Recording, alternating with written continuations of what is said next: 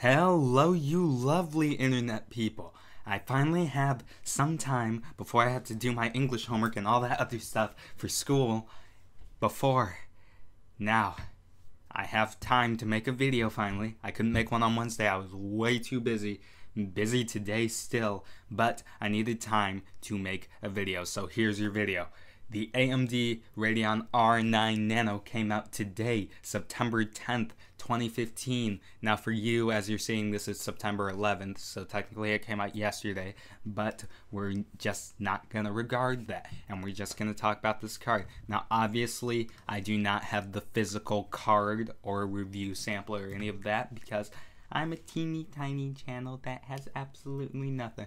So I took the liberty of looking over Tom's Hardware's article on this. It will be linked down below in the description, as well as a link to my video on the specifications of this card. The specs are basically the same as a Fury X, except for a lower clock speed and lower TDP, and then you got a fan instead of the water cooling system, and it's priced at the same price of $649, so under $650 technically. It's might as well be $650, but whatever.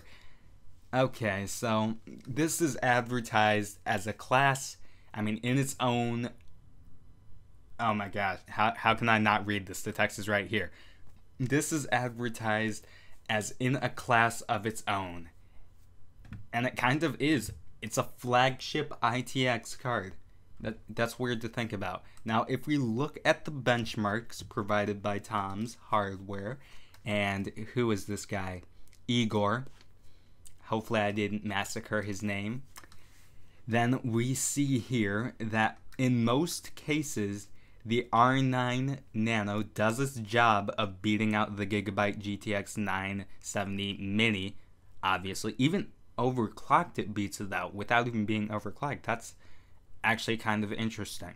Now, obviously your mileage may vary on this card when it comes to overclocking, but factory-wise, compared to the normal, it pretty much does its job. But the more interesting thing, other than it beating out the 970, is that it inches over to 980 territory. And it's about, what, half the size? Is it half the size?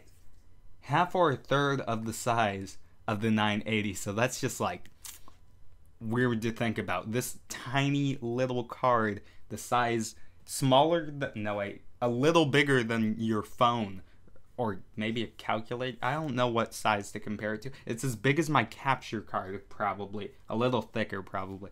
But yeah, that little tiny card is inching over to a 980 at 1080p, and then that trend continues to 1440p, and then it even arcs a little bit over the 980 in 4K, and that just shows the power of HBM memory. Now, the 980 has 4 gigs of GDDR5, but the R9 Nano has HBM memory, 4 gigs of it, like everything else in the Fiji core. Now, if we continue on the benchmarks, we continue to see the same results of the R9 Nano just being a little smaller than the 980 in most cases, sometimes arcing over, but I'm not going to look at every single results. I will take a look at Ashes of the Singularity, but please note that this is a pre-beta, and it does have its optimization problems and all that, but this is literally the only DirectX 12 comparison right now. And if you really want to learn more about NVIDIA when it comes to DirectX 12, according to this particular gameplay, not this particular game, then read up more on that. Actually, I recommend that you read through this article to find out more about that. Now, as we look at this, we see the R9 Nano and Fury X taking the lead, with the 390X coming in there too. And then as we continue, that trend just continues. But remember what I said about this particular benchmark. I really advise you to read the articles, read this article on that. so that you don't think that this indefinitely means that AMD will win when DirectX 12 comes out. Now, bottom line here, I'm not going to go over RPM and fan, and it is quiet, obviously. It's a fairly quiet thing. You should just read over the article. I don't have the time to go into the nitty-gritty details, so I'm just going to go to the conclusion. In conclusion, this card definitely does, and I just showed you the results of Tom's Hardware. It's the editor's choice, so that might mean something. I didn't mean to do that. But in conclusion, this card does exactly what it set out to do. It beats out the Mini-ITX 970, and then, yeah, that's basically what it was meant to do, and it's meant to be a flagship Mini-ITX card. And yes, AMD is right, it truly is in a league of its own. That's not how they worded it, but I forget what they said exactly, but it is in a league of its own. There is no other card like this. This is the most powerful card you can get at this size, which is mind-blowing to think about, because this card has, let's just say it has the performance of a 980. Obviously, you pay the premium of $150 extra for that $649 price tag compared to the $499 price of the 980. But if you want to go for balls to the walls performance in a Mini-ITX system, this is truly the card for you.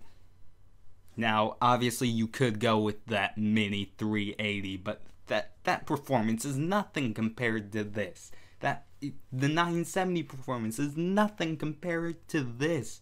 If you want that true flagship performance in that Mini-ITX build, you gotta go for the most overkill thing, which is the R9 Nano. And that's all I have to say about this.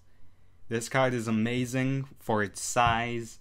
I don't know about the price. The price is kind of debatable in my eyes, because the Fury X is relatively small too. So if you just wanted to get a tiny bit bigger, in that case, you could get that radiator somewhere and do that. But if you want it to be smaller, obviously you'd have to go with the R9 Nano. And then, but they're both priced at the same amount, yet it's so weird because, it's actually weird to think about. I'm going to go on a tangent here, so if you want to leave now.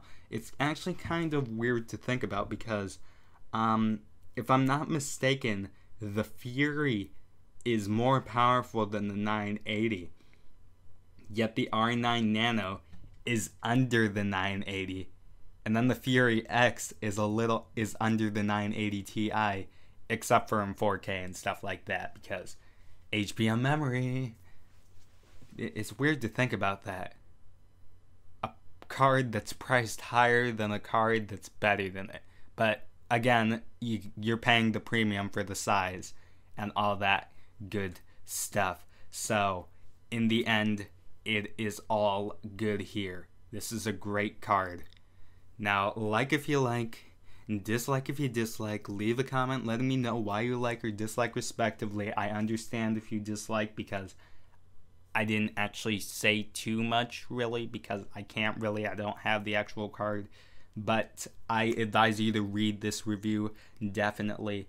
And above all, don't forget to subscribe for more content, maybe like this one. Maybe.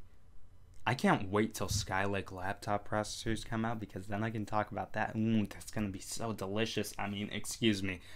Bye. And I have got some English work to do. Bye.